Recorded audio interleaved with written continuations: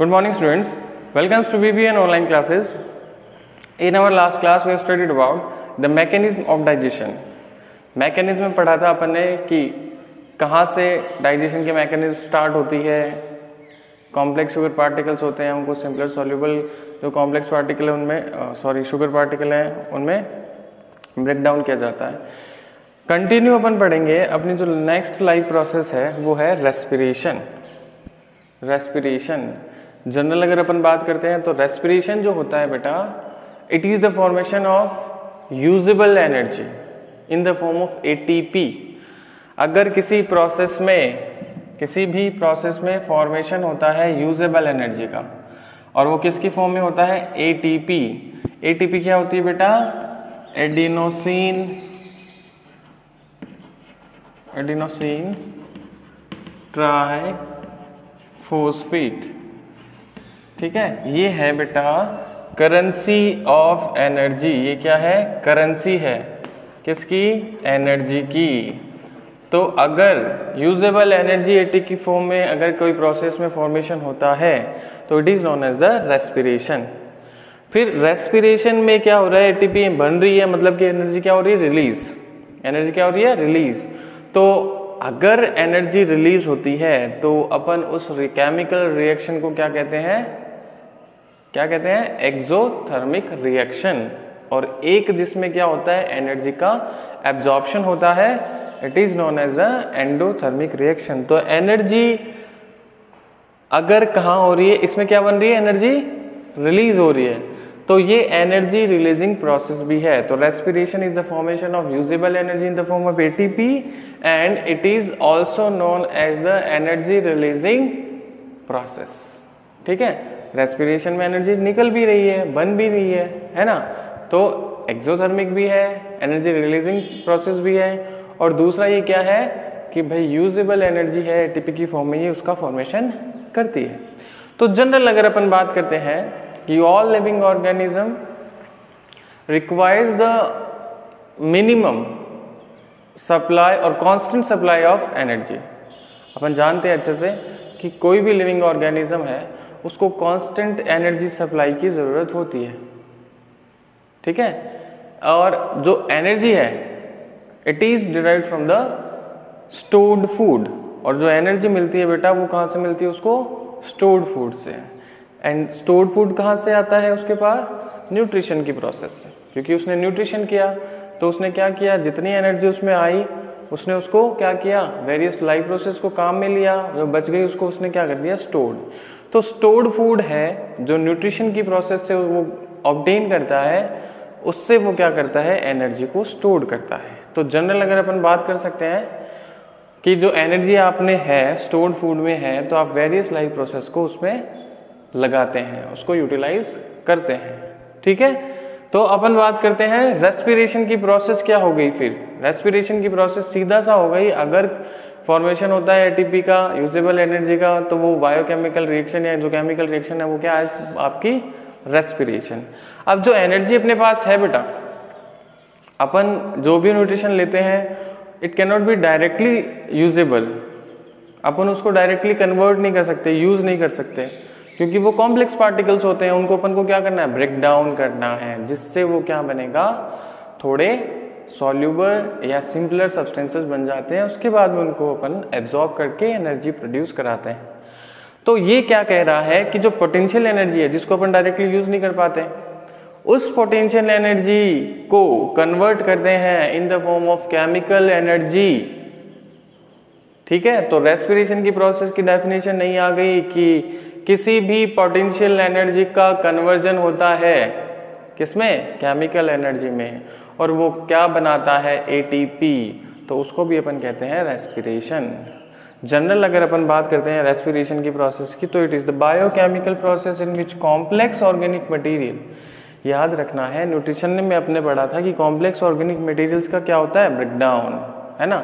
इसमें भी यही है कि ऐसी process in which complex organic material is oxidised.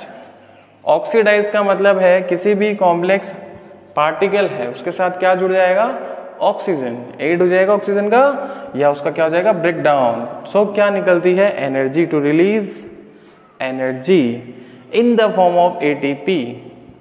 वो किसके फॉर्म में एनर्जी रिलीज होती है? एटीपी की फॉर्म में। तो अगर अपन जनरल बात करते हैं कि oxidisation of breakdown of food is known as respiration. ये कह रहा है कि ऐसे बायोकेमिकल प्रोसेस जिसमें क्या होता है कि जो कॉम्प्लेक्स पार्टिकल है उनका क्या हो जाता है? ऑक्सीडाइज, ऑक्सीजनेशन हो जाएगा, या अपन कह सकते हैं ब्रेकडाउन हो जाएगा। तो एनर्जी क्या होती है? रिलीज। और वो किसकी फॉर्म में एनर्जी रिलीज होती है? एटीपी की फॉर्म में या हीट की फॉर्म में। तो ऐसी बायोकेमिकल प्रोसेस क्या हो जाएगी बेटा जी?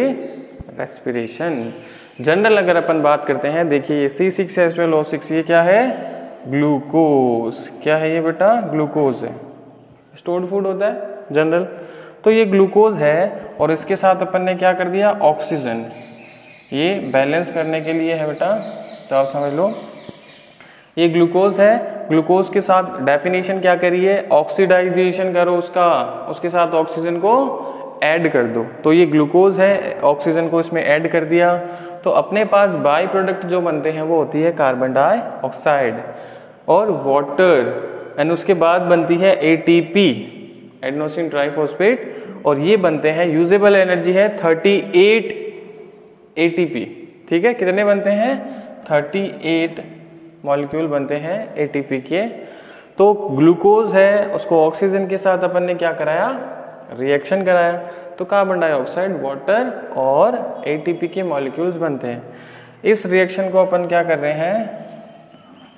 बैलेंस कर रहे हैं ना। तो ये बैलेंस करके ऐसे लिखी जाती है ग्लूकोज और oxygen, carbon dioxide, water and usable energy ATP. ठीक है, तो ये जनरल डेफिनेशन हो गई, जनरल इंट्रो हो गया रेस्पिरेशन का। इसके बाद अपना जो है, देखिए रेस्पिरेशन जो है मेनली दो टाइप का है, एब्सेंस ऑफ ऑक्सीजन और प्रेजेंस ऑफ ऑक्सीजन। एब्सेंस और प्रेजेंस। अगर रेस्पिरेशन जो है प्रेजेंस ऑफ ऑक्सीजन होता है तो उसको कहते हैं एरोबिक रेस्पिरेशन। क्या कहेंगे? एरोबिक। और एब्सेंस ऑफ ऑक्सीजन में होता है तो अपन उसको कहते हैं अनएरोबिक। अनएरोबिक। ठीक है, अब अनएरोबिक रेस्पिरेशन जो होता है फाइनली दो टाइप का होता है। एक तो लैक ऑफ ऑक्सीजन होता है, एक एब्सेंस ऑफ ऑक्सीजन होता है, जिसमें बिल्कुल ऑक्सीजन होती नहीं है तब भी रेस्पिरेशन होता है, या फिर जिसमें लैक ऑफ ऑक्सीजन होती है, कमी होती है ऑक्सीजन की। तो अनएरोबिक रेस्पिरेशन जो होता है बेटा दो टाइप का है, एक तो एब्सेंस ऑफ ऑक्सीजन, एक लैक ऑफ ऑक्सीजन। अगर एब्सेंस ऑफ ऑक्सीजन होता है तो उसको कहते हैं एल्कोहलिक फर्मेंटेशन। क्या कहेंगे? Alcoholic fermentation. Alcoholic fermentation. और अगर लैक ऑफ ऑक्सीजन होता है बेटा तो उसको कहते हैं lactic acid fermentation. Lactic acid fermentation. Lactic acid fermentation और एल्कोहलिक फर्मेंटेशन। एरोबिक रेस्पिरेशन जो होता है प्रेजेंस ऑफ ऑक्सीजन, वो होता है लिविंग बींग्स जो रेस्पिरेशन जो है वो कहाँ करते हैं? Presence of oxygen. तो प्रेजेंस ऑफ ऑक्सीजन जो है बेटा सबसे ज़्यादा 38 एटीपी प्रोड्यूस करते हैं, जबकि अनएरोबिक रेस्पिरेशन है क्योंकि यहाँ पर कंप्लीटली फूड का क्या होगा? ऑक्सीडाइजेशन होगा, ऑक्सीजनेशन हो जाएगा, तो कंप्लीटली कंज्यूम हो जाएगा, ब्रेकडाउन हो जाएगा, तो एनर्जी क्या मिलेगी? ज़्यादा मिलेगी। और यहाँ पर क्या होता है, कुछ परमानेंट या कुछ पार्टिकल्स का ही ब्रेकडाउन हो पाता है।